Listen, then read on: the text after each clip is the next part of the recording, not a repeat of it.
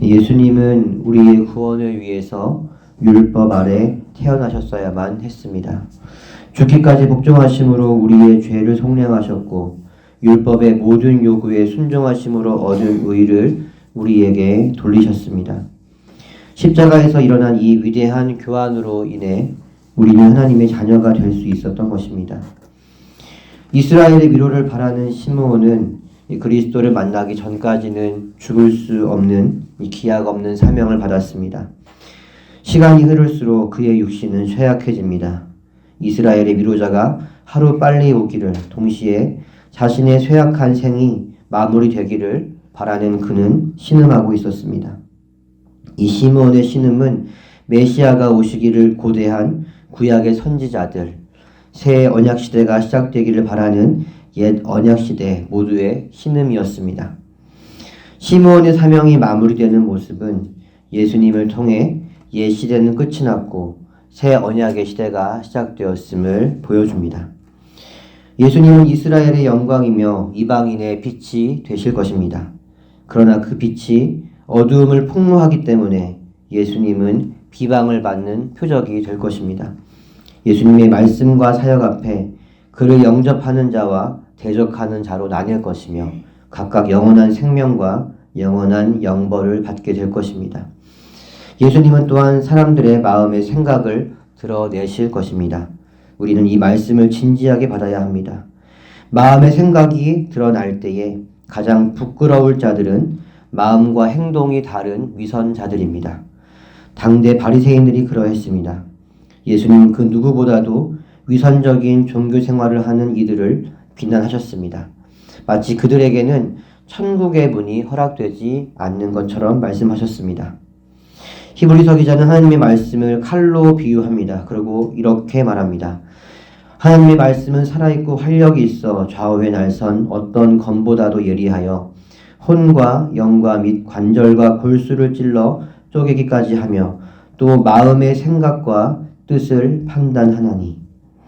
사람은 항상 자기가 옳다고 생각합니다. 그러나 말씀을 똑바로 읽으면 말씀이 양날 검이 되어 우리의 마음과 생각을 판단합니다. 이것은 옳다, 이것은 잘못되었다.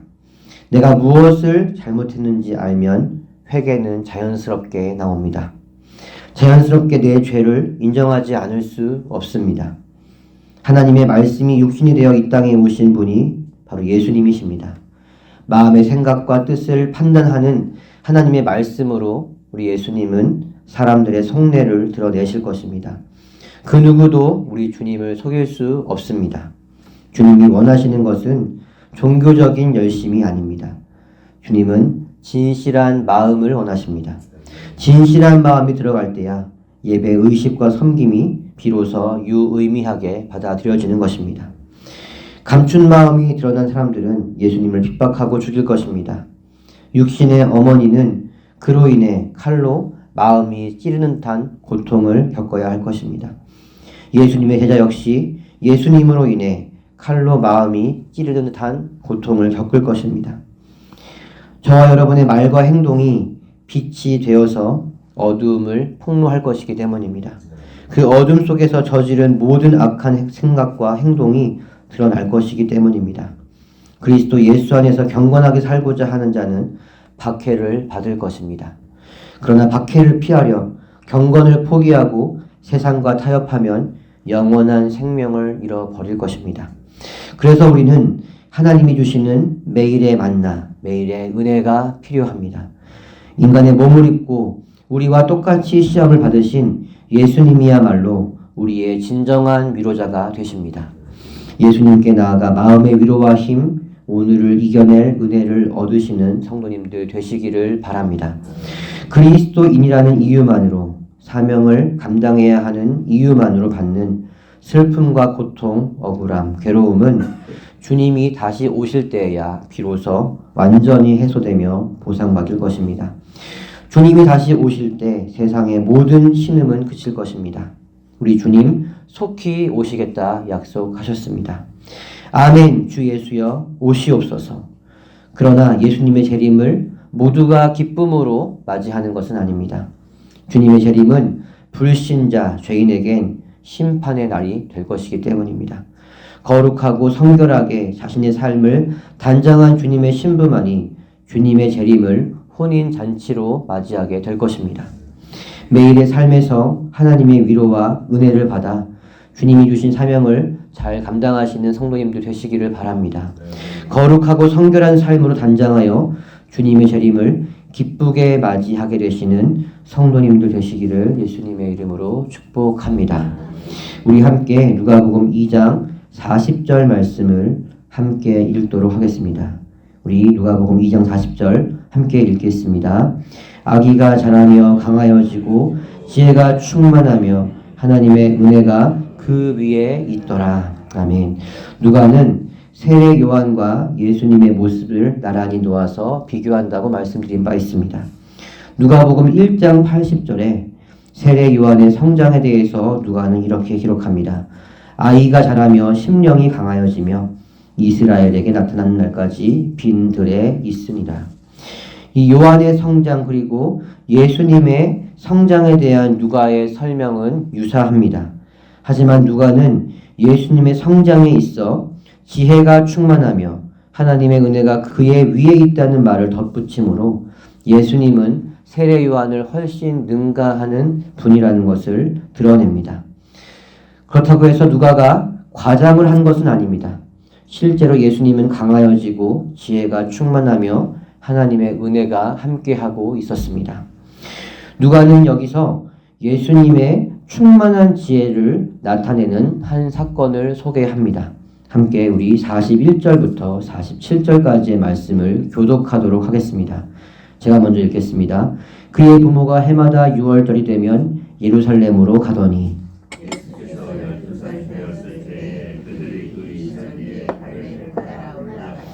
그날들을 마치고 돌아갈 때에 아이 예수는 예루살렘에 머무셨더라. 그 부모는 이를 알지 못하고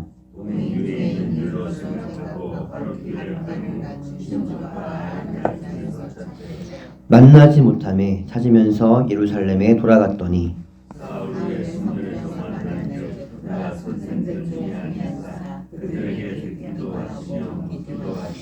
듣는 자가 다 그 지혜와 대답을 놀랍게 여기더라. 아멘.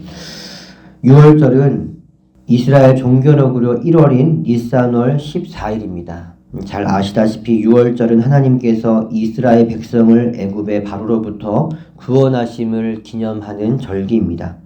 그리고 무교절은 6월절 다음 날인 15일부터 일주일 동안 지키는 명절입니다. 이 절기 동안에는 누룩을 넣지 않은 빵을 먹으며 애굽의 노예 생활에서 겪은 고난을 기억하고 해방됨을 기념합니다. 이 유대인들은 6월절, 무교절 두 절기를 한데 묶어서 그냥 6월절이라고 불렀습니다. 6월절은 예루살렘에서 지켜야 했습니다. 그래서 예수님의 가족은 해마다 예루살렘으로 올라간 것입니다. 43절에 그날들을 마친 후는 이 유교절 절기가 끝난 7일 혹은 8일 후를 말합니다. 예수님의 가족은 다시 고향으로 돌아갑니다. 어떻게 마리아와 요셉이 하루길을 가는 동안 예수님을 놓쳤는지는 알 수 없습니다. 뒤늦게 이 사실을 안 그들은 예루살렘으로 돌아갔습니다. 예루살렘에서 고향으로 향한 지 사흘 만에 다시 그들은 성전에서 예수님을 만납니다. 그들이 예수님을 발견했을 때 예수님은 율법 교사들과 함께 이야기를 나누고 있었습니다. 12살밖에 되지 않은 소년이 율법 전문가들의 말을 듣고 질문하며 또 그들의 질문에 대답하기까지 합니다. 이것은 어린 예수님이 그들이 무슨 말을 하고 있는지를 이해하고 있음을 드러냅니다. 47절에서 누가는 듣는 자가 그 지혜와 대답을 놀랍게 여긴다라고 말합니다. 예수님은 단순히 이 율법 교사들의 말을 이해하는 정도가 아니었습니다. 율법 교사들의 지혜를 능가하셨습니다. 이 사건을 통해서 누가는 예수님이 지혜로 충만하신 하나님의 아들이심을 보여주고 있습니다. 사도 바울은 고린도전서 1장에서 이렇게 말했습니다. 너희는 하나님으로부터 나서 그리스도 예수 안에 있고 예수는 하나님으로부터 나와서 우리에게 지혜와 의로움과 거룩함과 구원함이 되셨으니 또한 골로새서에서는 이렇게 말했습니다. 그리스도 예수 안에는 지혜와 지식의 모든 보화가 감추어져 있느니라. 예수님은 제자들에게 뱀처럼 지혜롭고 비둘기처럼 순결하라고 말씀하셨습니다. 그리스도인은 그리스도인답게 이 세상을 살아가기 위해서 지혜가 필요합니다. 지혜의 충만함이 되시는 그리스도께 나아가 지혜를 얻으시기를 바랍니다. 그 안에 우리 개인과 가정, 직장, 더 나아가 나라와 열방의 문제를 해결하는 열쇠가 있음을 믿으시기를 바랍니다. 이어서 48절부터 50절까지의 말씀을 한 절씩 교독하겠습니다. 그의 부모가 보고 놀라며 그의 어머니는 이르되 아이야 어찌하여 우리에게 이렇게 하였느냐 보라 내 아버지와 내가 근심하여 너를 찾았노라.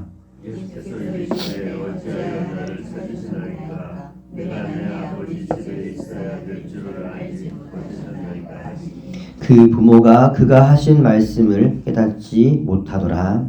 아멘. 자신을 찾은 어머니의 말에 예수님은 내가 내 아버지의 집에 있어야 될 줄 알지 못하셨나이까? 라고 답합니다. 예수님이 지금 계신 곳은 성전이죠. 성전은 하나님의 임재가 있는 곳, 그리고 사람들이 하나님과 만나는 곳입니다. 예수님은 이곳을 내 아버지의 집이라고 부릅니다. 하나님을 아버지라고 부름으로써 예수님은 스스로 하나님의 아들 되심을 선언하는 것입니다. 그러나 누가는 그 부모가 예수님이 하신 말씀을 깨닫지 못했다라고 서술합니다. 마리아는 예수님을 잉태하기 전에 천사의 방문을 받고 자신이 성령으로 그리스도를 잉태할 것임을 들었습니다. 또한 목자들이 찾아와 자신들이 경험한 천사의 방문과 천사가 한 말을 전해 들었습니다. 예수님이 난 지 8일 만에는 시므온으로부터 예수님에 대한 예언까지 듣습니다. 그렇게나 이 육신의 아들에 대한 정체성을 들었음에도 불구하고 마리아와 요셉은 예수님이 누구신지를 이해하지 못합니다. 하지만 생각해보면 그들이 이 놀라운 이야기들을 들었을 때가 지금으로부터 12년 전입니다. 시간이 지나는 동안 그들은 이 놀라운 말들을 잊어버렸는지도 모릅니다.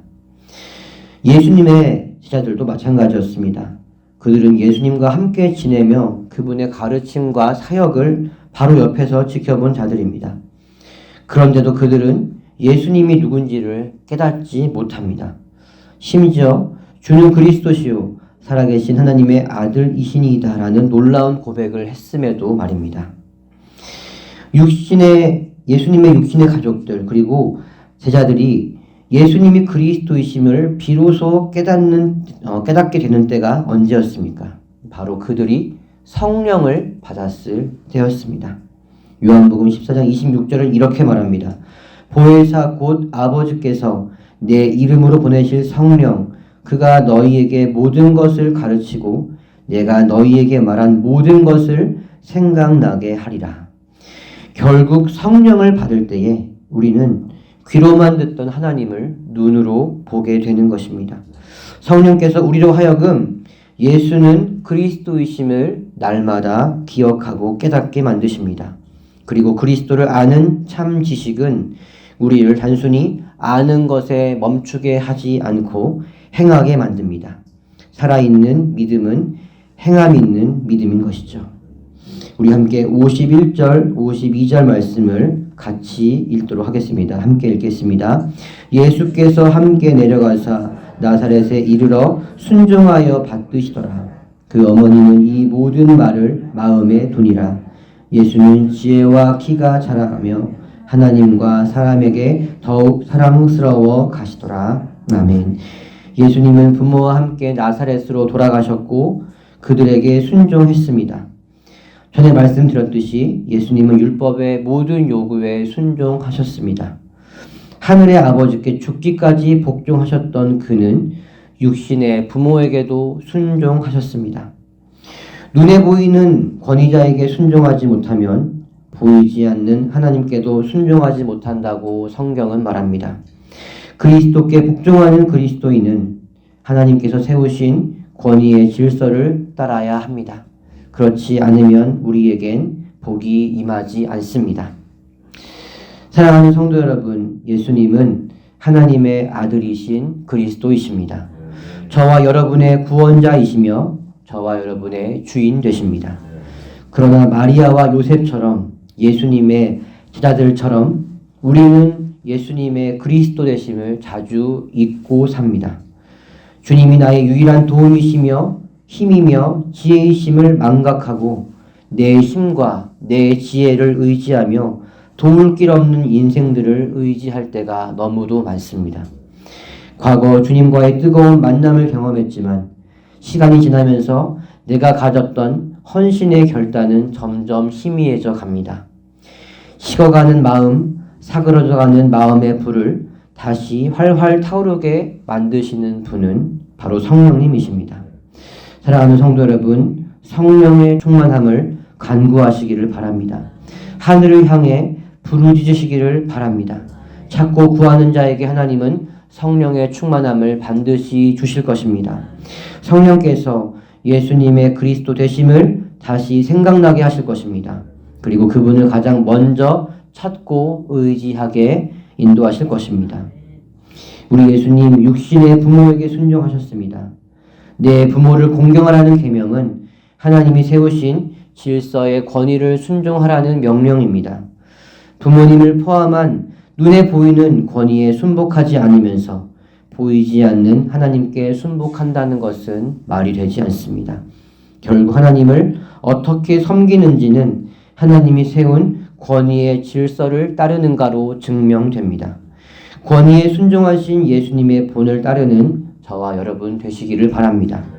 오늘도 주님께 나아가 세상에서 승리하게 하는 지혜를 얻으시고 성령으로 주님을 더욱더 알아가시는, 그래서 더욱 주님을 의지하시는 성도님들 되시기를 예수님의 이름으로 축복합니다. 기도하겠습니다. 하나님, 그리스도인으로 세상을 살아가는데 지혜가 필요합니다. 하지만 우리는 너무 부족합니다.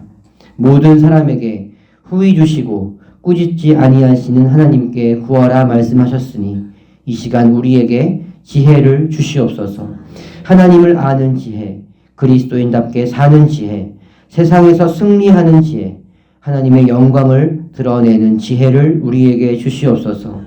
하나님, 이 시간 성령의 충만함을 구합니다. 사그러져가는 우리의 마음에 다시 성령의 불을 붙여 주시옵소서. 주님을 뜨겁게 사랑했던 그때의 헌신과 열정을 회복시켜 주시고 그것을 뛰어넘게 하여 주시옵소서. 이전보다 더욱 주님을 사랑하고 의지하는 저희가 되게 하여 주시옵소서. 하나님, 주님께서 정하신 권위의 질서에 순종하여 보호하심과 복을 받는 저희가 되게 하여 주시옵소서. 권위의 순종으로 하나님의 권위를 인정하며 증명하는 우리 모두가 되게 하여 주시옵소서.